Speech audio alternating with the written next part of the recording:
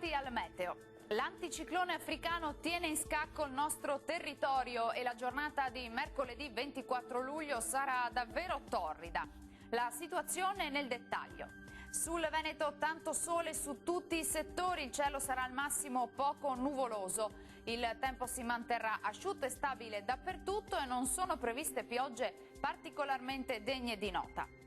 Clima rovente, come detto, con valori termici minimi tra 20 e 25 gradi. Per quanto riguarda invece le temperature massime, la colonnina di mercurio arriverà a toccare i 38 gradi.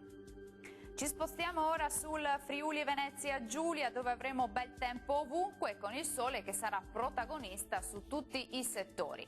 Il cielo infatti si presenterà sereno, a parte qualche velatura innocua sui monti. Temperature minime tra 22 e 26 gradi, massime piuttosto calde tra 32 e 36 gradi. Raggiungiamo infine il Trentino Alto Adige, con ampio soleggiamento su tutti i settori. Tempo stabile per tutta la giornata, non sono attese anche in questo caso precipitazioni. Temperature minime tra 20 e 21 gradi, massime molto calde tra 37 e 38 gradi, come vediamo.